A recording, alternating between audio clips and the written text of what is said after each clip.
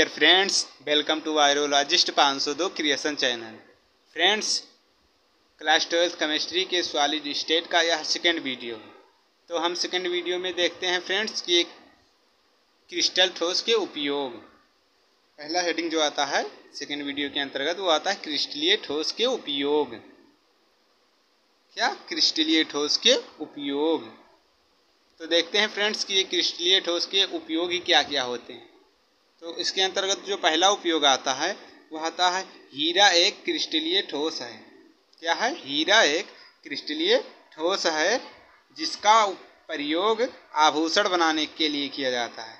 क्या बनाने के लिए किया जाता है? हीरा का उपयोग आभूषण बनाने के लिए किया जाता है। और हीरे का एक और भी उपयोग है जिसका उपयोग टेररिस्ट लोग करते हैं।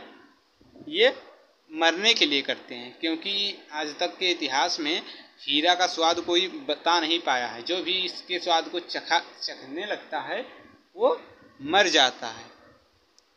तो दूसरा उपयोग जो है वो है क्वार्टज। क्वार्टज भी एक क्रिस्टलीय ठोस है जिसका प्रयोग कलाई तथा दीवार घड़ी बनाने में किया जाता है। क्या? कलाई तथा दीवार घड़ी बनाने में किया जाता है। किसका उपयोग? क्वार्टज का। जो तीसरा उपयोग है, अनेक प्रकार के क्रिस्टलीय ठोस जैसे चीनी व नमक आदि का प्रयोग कच्चे उत्पादों के रूप में किया जाता है। किसके रूप में? कच्चे उत्पादों के रूप में किया जाता है। चीनी व नमक जैसे क्रिस्टलीय ठोस का उपयोग कच्चे उत्पादों के रूप में किया जाता है। अब सेकेंड जो टॉपिक है फ्रेंड्स वो है अक्रिस्टलीय ठोस के उपयोग। क्रिस्टलीय ठोस के उपयोग हो गए, अक्रिस्टलीय ठोस के उपयोग देखते हैं क्या होते हैं। पहला जो इसके अंतर्गत उपयोग आता है वो आता है रबर का प्रयोग टायर, ट्यूब, जूते व खिलौने आदि बनाने में किया जाता है। किसका? रबर का। यह एक अक्रिस्टलीय ठोस है जिसका प्रयोग टायर, ट्यूब, जूते व खिलौने आदि बनाने में किया जाता है। दूसरा जो उपयोग है अक्रिस्टलीय ठोस का देखते हैं क्या। कांच का प्रयोग घरेलू उपकरणों। कांच एक अक्रिस्टलीय ठोस है। कैसा ठोस है? अक्रिस्टलीय ठोस है जिसका उपयोग या प्रयोग उपकरणों जैसे खिड़की, दरवाजे व कांच के बर्तन आदि बनाने में किया जाता है। तीसरा जो उपयोग है क्रिस्टलीय ठोस का वो है कांच का प्रयोग प्रयोगशालाओं में अनेक प्रकार के प्रयोग जैसे परखनली आदि बनाने में किया जाता है। अब हम देखते हैं क्रिस्टलीय ठोसों के प्रकार। तो क्रिस्टलीय ठोस मुख्यतः 4 प्रकार के होते हैं। कितने प्रकार के होते हैं? 4 प्रकार के होते हैं। पहला है जो आयनिक ठोस या आयनिक क्रिस्टल ठोस। दूसरा जो है सहसंयोजक अथवा नेटवर्क क्रिस्टल ठोस। लिख लेते हैं क्रिस्टल ठोस। तीसरा जो है आणविक क्रिस्टल ठोस।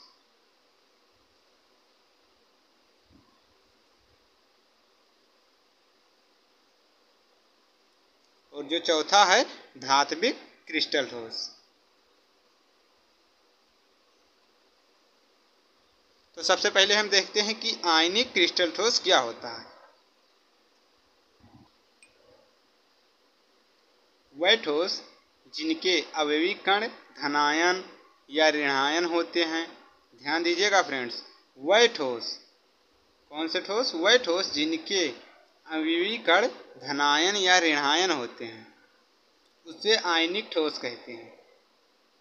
ये आयन एक दूसरे से स्थिर विद्युत आकर्षण बलों या उसे कूलाम्बिक बल भी कहते हैं, कूलाम्बिक बल। ये आयन एक दूसरे से स्थिर विद्युत आकर्षण बलों अथवा कूलाम्बिक बलों द्वारा बंधे होते हैं। दूसरा पॉइंट देखते हैं, ये ठोस कठोर एवं भंगुर होते हैं। कैसे होते हैं? कठोर एवं भंगुर होते हैं। तीसरा जो है इनका गलनांक व क्वथनांक उच्च होता है। क्या होता है? गलनांक व क्वथनांक उच्च होता है, हाई होता है। चौथा जो पॉइंट है, ये ठोस अवस्था में कुचालक होते हैं क्योंकि इनके आयन गति करने के लिए स्वतंत्र नहीं होते हैं। क्या करने के लिए स्वतंत्र नहीं होते हैं? गति करने के लिए। ये ठोस अवस्था में कुचालक होते हैं। कौन से ठोस? आयनिक ठोस, आयनिक क्रिस्टल ठोस जो होते हैं वो ठोस अवस्था में कुचालक होते हैं क्योंकि इनके आयन गति करने के लिए स्वतंत्र नहीं होते हैं।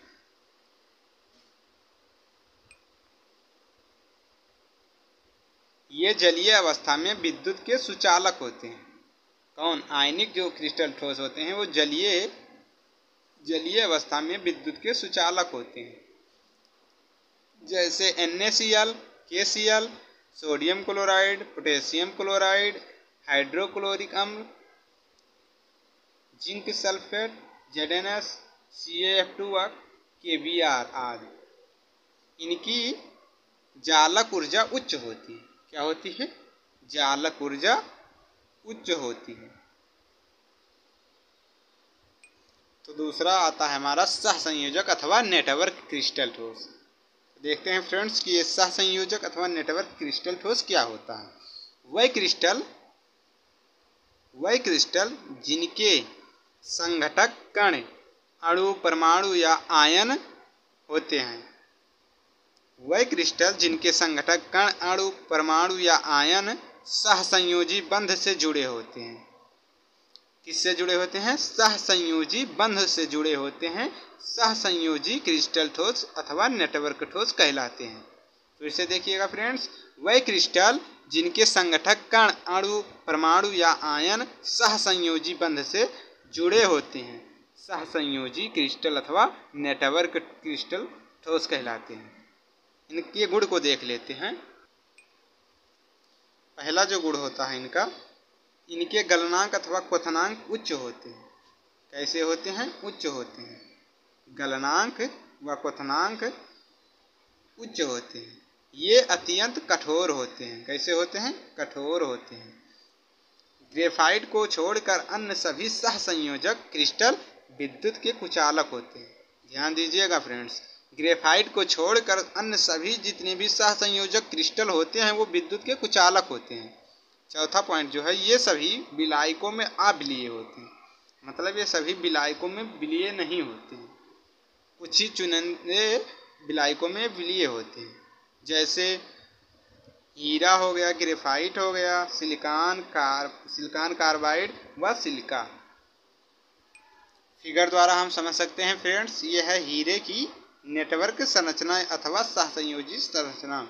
ये है ग्रेफाइट की संरचना, ग्रेफाइट की नेटवर्क संरचना। ये है हीरे की संरचना।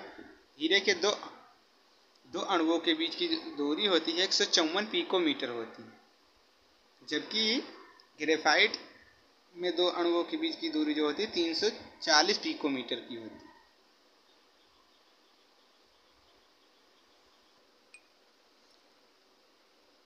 तीसरा देखते हैं आणविक क्रिस्टल, मॉलिक्यूलर क्रिस्टल। ऐसे ठोस जिनके अवयवी कण अणु होते हैं।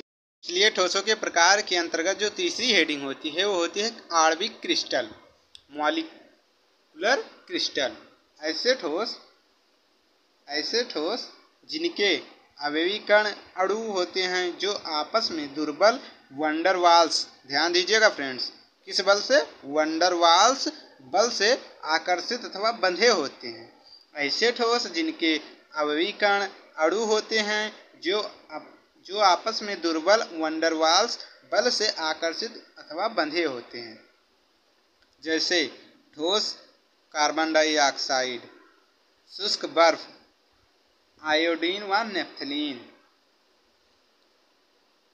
फिर देखते हैं आणविक ठोस मुख्यतः 3 प्रकार का होता है। कन्फ्यूज नहीं होना फ्रेंड्स। सबसे पहले हम क्रिस्टलीय ठोसों के प्रकार को पढ़ें, जिसमें क्रिस्टलीय ठोस मुख्यतः 4 प्रकार का होता है। फिर उसके अंतर्गत हम तीसरी हेडिंग पढ़ रहे हैं आणविक क्रिस्टल।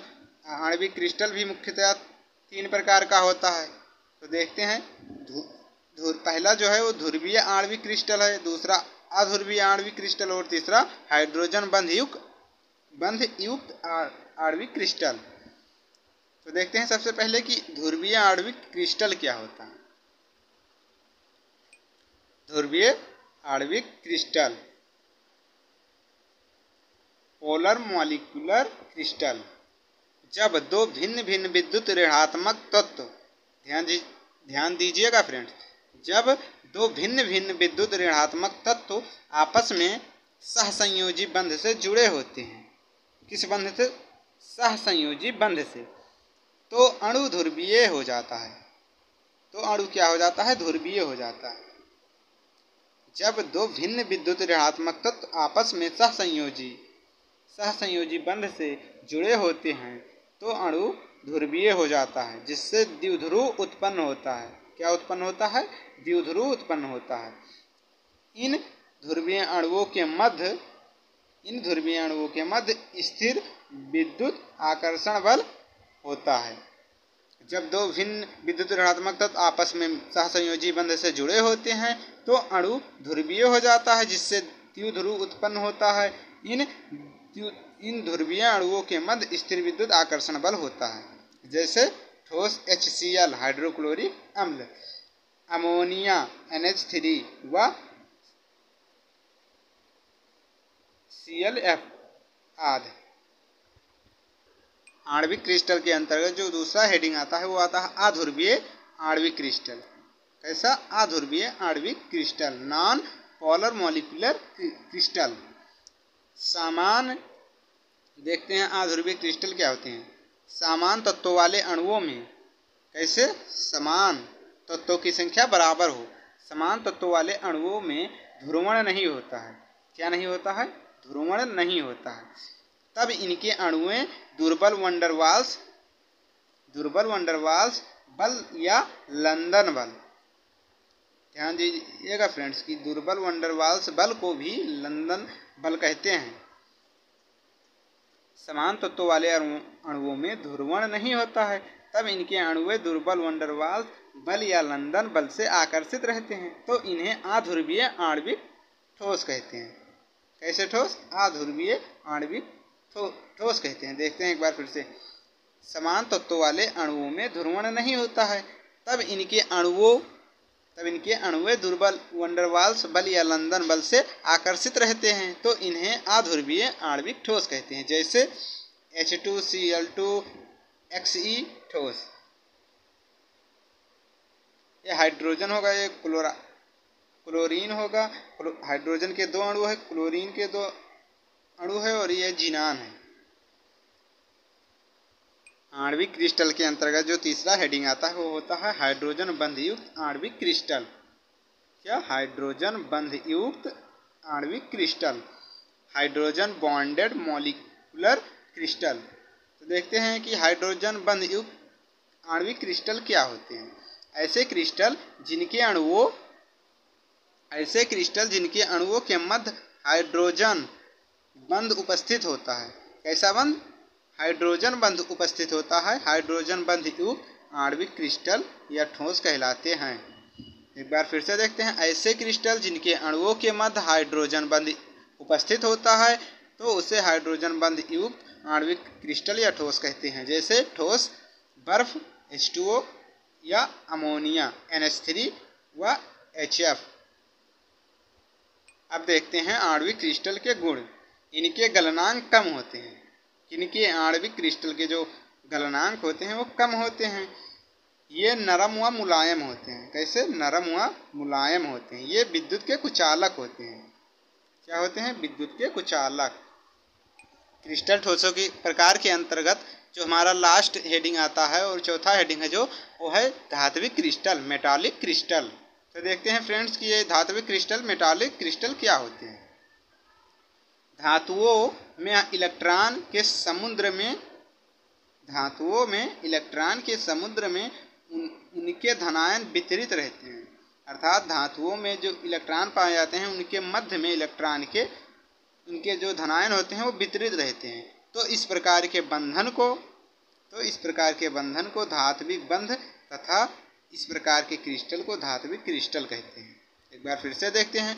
धातुओं में इलेक्ट्रॉन के समुद्र में उनके धनायन वितरित रहते हैं तो इस प्रकार के बंधन को धात्विक बंध तथा इस प्रकार के क्रिस्टल को धात्विक क्रिस्टल कहते हैं। जैसे calcium, aluminium, iron, cobalt, nickel व सोडियम। धात्विक क्रिस्टल के गुण को देखते हैं। ये ठोस आघात वर्धनीय, कैसे आघात वर्धनीय तथा तन्य होते हैं। क्या होते हैं? तन्य होते हैं। इनमें तन्यता का गुण पाया जाता है। इनमें धात्विक चमक होती है जो कि मुक्त गतिशील इलेक्ट्रॉन के कारण होता है। जो धात्विक क्रिस्टल होते हैं इनमें धात्विक चमक होती है जो कि मुक्त इलेक्ट्रॉन पाए जाने के कारण होती है या फिर गतिशील होने के कारण होती है। ये विद्युत एवं ऊष्मा के चालक होते हैं। क्या होते हैं? चालक। विद्युत, इलेक्ट्रिसिटी और हीट, ऊष्मा के चालक होते हैं। तो हम फिगर द्वारा देखते हैं कि इलेक्ट्रॉन, इस इमेज में इलेक्ट्रॉन के समुद्र में अर्थात इलेक्ट्रॉन के अंदर वितरित धनायन या ऋणायन को दिखाया गया। इलेक्ट्रॉन के अंदर वितरित ऋणायन को दिखाया गया है। ये इलेक्ट्रॉन के अंदर ऋणायन है या फिर इलेक्ट्रॉन के समुद्र में वितरित ये ऋणायन है। कुछ महत्वपूर्ण परिभाषाएं तो देखते हैं। पहला जो है त्रिविम जालक। क्या? Crystal lattice. त्रिविम जालक। त्रिविम आकाश। क्या? त्रिविम आकाश में किसी क्रिस्टल के एककों की नियमित व्यवस्था को त्रिविम जालक या क्रिस्टल जालक कहते हैं। एक बार फिर से देखिएगा। त्रिविम आकाश में किसी क्रिस्टल के एककों की नियमित व्यवस्था को त्रिविम जालक या क्रिस्टल जालक कहते हैं। त्रिविम जालक या क्रिस्टल जालक कहते हैं। दूसरा जो है इकाई कोष्ठिका, यूनिट सेल। त्रिविम जालक का वह सरलतम रूप, त्रिविम जालक का वह सरलतम रूप जिसकी बारंबार पुनरावृत्ति से क्रिस्टल जालक का निर्माण होता है। त्रिविम जालक का वह सरलतम रूप जिसकी बारंबार पुनरावृत्ति से क्रिस्टल जालक का निर्माण होता है इकाई अथवा एकक कोष्ठिका कहलाता है। तीसरा जो परिभाषा है वो है जालक बिंदु, लैटिस पॉइंट। क्रिस्टल जालक में, इसमें क्रिस्टल जालक में कणों के द्वारा ग्रहण किए गए स्थान को जालक बिंदु कहते हैं। क्रिस्टल जालक में कणों के द्वारा ग्रहण किए गए स्थान को क्या कहते हैं? जालक बिंदु कहते हैं, लैटिस पॉइंट कहते हैं। जो हमारा चौथा परिभाषा है वो है समन्वय संख्या या उपसहसंयोजक संख्या, कोऑर्डिनेशन नंबर। किसी क्रिस्टल के किसी जालक बिंदु को घेरे हुए अन्य जालक बिंदुओं की संख्या समन्वय संख्या कहलाती है। ध्यान दीजिएगा फ्रेंड्स, किसी क्रिस्टल के किसी जालक बिंदु को घेरे हुए अन्य जालक बिंदुओं की संख्या समन्वय संख्या कहलाती है। अथवा एक परिभाषा इसका और है, किसी क्रिस्टल के किन्हीं अवयवी कण को घेरे हुए अन्य कणों की संख्या उसकी समन्वय संख्या कहलाती है। क्या कहलाती है? समन्वय संख्या। किसी क्रिस्टल के किन्हीं अवयवी कण को घेरे हुए अन्य कणों की संख्या उसकी समन्वय संख्या कहलाती है। तो डियर फ्रेंड्स, आज का वीडियो हम यहीं पर समाप्त करते हैं। अगर आपको वीडियो अच्छा लगा हो तो इसे लाइक, शेयर एंड सब्सक्राइब करना ना भूलें। Thank you for watching. जय हिंद, जय भारत, वंदे मातरम।